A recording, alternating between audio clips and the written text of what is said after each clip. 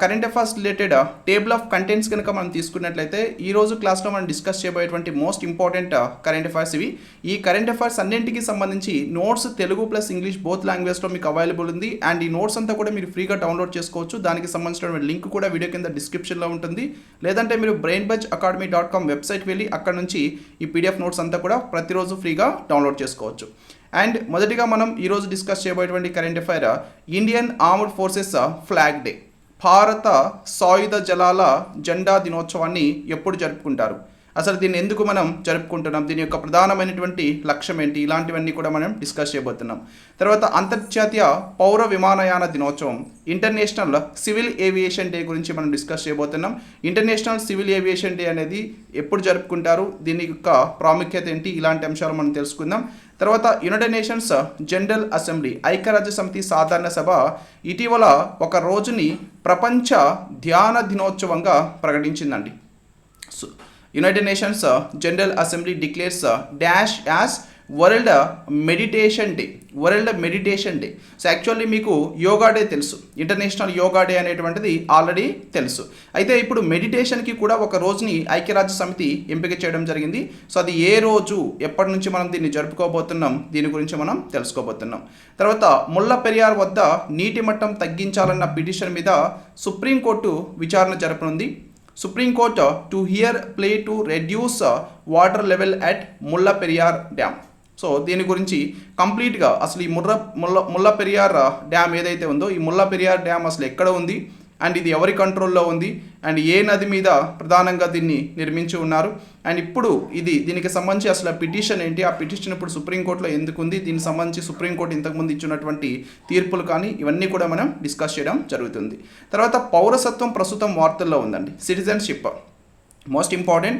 So ఇది ప్రస్తుతం ఎందుకు వార్తల్లో ఉంది, అలాగే మన భారత రాజ్యాంగంలో భారతదేశం యొక్క పౌరులకి సంబంధించి పౌరసత్వం పొందాలంటే ఏ అంశాలు చేర్చున్నారు, ఏ విధంగా మన భారతదేశం యొక్క పౌరసత్వం పొందొచ్చు, ఈ పౌరసత్వానికి సంబంధించి టర్మ్స్ అండ్ కండిషన్స్ ఏంటి, దానికి ఆర్టికల్స్ ఏంటి, భారత రాజ్యాంగంలో ఇది ఎన్నో భాగంలో ఉంది, ఇలాంటివన్నీ కూడా మనం డిస్కస్ చేయడం జరుగుతుంది. తర్వాత షీ బాక్స్ పోర్టల్ని రీసెంట్గా ప్రారంభించారు. అయితే ఈ షీ బాక్స్ పోర్టల్ అనేది దేనికి సంబంధించింది, దీన్ని ఎవరు స్టార్ట్ చేశారు, ఇలాంటి అంశాలు మనం డిస్కస్ చేద్దాం. తర్వాత ఆర్బీఐ ద్రవ్య విధాన కమిటీ 52వ సమావేశం ఎస్టర్డే జరిగింది.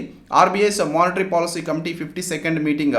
అయితే ఈ ఆర్బీఐ ద్రవ్య విధాన కమిటీలో వీళ్ళు తీసుకున్నటువంటి ప్రధానమైనటువంటి నిర్ణయాలు ఏంటి, అండ్ ప్రస్తుతం మన భారతదేశంలో రెపో రేట్ ఎంత, రివర్స్ రెపో రేట్ ఎంత, అలాగే క్యాష్ రిజర్వ్ రేషియో ఎంత, స్టాట్యుటరీ లిక్విడిటీ రేషియో ఎంత, సో ఇవన్నీ కూడా మనం డిస్కస్ చేద్దాం. వాటి యొక్క డెఫినేషన్స్ కూడా మనం ఈ క్లాస్లో తెలుసుకోవడం జరుగుతుంది. అలాగే మానిటరీ పాలసీ కమిటీ అంటే అసలు ఏంటి, ఈ మానిటరీ పాలసీ కమిటీ యొక్క స్ట్రక్చర్ ఎలా ఉంటుంది, దాని యొక్క కంపోజిషన్ కానీ, దాని యొక్క ఫంక్షనింగ్ కానీ, అలాగే రిజర్వ్ బ్యాంక్ ఆఫ్ ఇండియా గురించి కూడా మనం ఈ క్లాస్లో డిస్కస్ చేయడం జరుగుతుంది. And RBI UPI light wallet మరియు లావాదేవీ పరిమితులని పెంచుతుంది. Okay, RBI increases UPI light wallet and transaction limits. So అయితే ప్రజెంట్ దీని యొక్క లిమిట్స్ ఎంత ఉంది, తర్వాత ఇవి ఎంతకి పెంచింది, ఇవన్నీ కూడా మనం డిస్కస్ చేద్దాం. తర్వాత గగన్యాన్ మిషన్కి యూరోపియన్ స్పేస్ ఏజెన్సీ మద్దతు ఇస్తుందండి. ఈ గగన్యాన్ మిషన్ అంటే ఏంటి, అసలు గగన్యాన్ మిషన్ గురించి మనం ఈ క్లాస్లో పూర్తిగా తెలుసుకుందాం.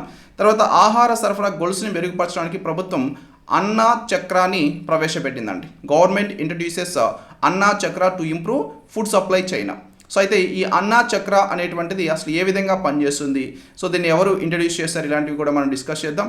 తర్వాత హైదరాబాద్లో గూగుల్ సేఫ్టీ ఇంజనీరింగ్ సెంటర్ని ప్రారంభించడం జరిగింది. Google opens safety engineering centre in Hyderabad. So ఈ సేఫ్టీ ఇంజనీరింగ్ సెంటర్ అనేది అసలు ఏ విధంగా సేఫ్టీ ప్రొవైడ్ చేస్తుంది, దాని యొక్క ప్రాముఖ్యత, దాని యొక్క కీ హైలైట్స్ అనేటువంటివి మనం తెలుసుకుందాం. తర్వాత 16వ గృహ సమ్మిట్ 2024 సంవత్సరానికి గాను రీసెంట్గా నిర్వహించారు. 16th గృహ సమ్మిట్ 2024 దీన్ని ఎక్కడ నిర్వహించారు, అలాగే దీని యొక్క ప్రాముఖ్యత ఏంటి, అసలు ఇవన్నీ కూడా మనం డిస్కస్ చేద్దాం. తర్వాత ఇందిరాగాంధీ శాంతి బహుమతి 2024 సంవత్సరానికి గాను రీసెంట్గా ప్రదానం చేయడం జరిగింది. Indira Gandhi peace prize for the year 2024. 2024 సంవత్సరానికి గాను ఇందిరాగాంధీ శాంతి బహుమతి ఎవరు పొందారు, ఎందుకు పొందారు, తర్వాత ఇందిరాగాంధీ శాంతి బహుమతి అసలు ఎందుకు ఇస్తాము, దీన్ని ప్రతి సంవత్సరం దీన్ని ఎవరు ప్రదానం చేస్తారు, ఇలాంటి అంశాలన్నీ కూడా మనం డిస్కస్ చేద్దాం. తర్వాత భారతదేశం ఇంటర్నేషనల్ సోషల్ సెక్యూరిటీ అసోసియేషన్ యొక్క మంచి ప్రాక్టీస్ అవార్డుని కైవసం చేసుకోవడం జరిగింది. India has flagged the international social security associations good practice award. So అయితే మన భారతదేశానికి ఈ social security associations good practice award ఇవ్వడానికి గల కారణం ఏంటి, మన భారతదేశంలో దేనికి అసలు ఈ అవార్డు ఇచ్చారు, ఇలాంటి అంశాలన్నీ కూడా మనం ఈ క్లాస్లో డిస్కస్ చేద్దాం. తర్వాత ప్రపంచ కరువు అట్లాస్ 2024 ఇది ఐక్యరాజ్య సమితి యొక్క నివేదిక అండి. వరల్డ్ డ్రాట్ అట్లాస్ 2024 అనేది ఇది ఒక రిపోర్ట్, ఇది ఒక నివేదిక. ఈ నివేదికని రీసెంట్గా రిలీజ్ చేయడం జరిగింది. అది ఐక్యరాజ్య సమితికి సంబంధించిన రిపోర్ట్. అయితే ఎగ్జాక్ట్గా దీన్ని ఎవరు రిలీజ్ చేశారు, ఐక్యరాజ్య సమితి సంస్థల్లో ఎవరు దీన్ని రిలీజ్ చేయడం జరిగింది, అలాగే ఇది డ్రాఫ్ట్ అంటున్నారు, అంటే మనం కరువు అని చెప్తాం. సో ఈ కరువుకి సంబంధించి వీళ్ళు చెప్పినటువంటి అంశాలు ఏంటి, ఇలాంటివన్నీ కూడా మనం క్లాస్లో డిస్కస్ చేయడం జరుగుతుంది.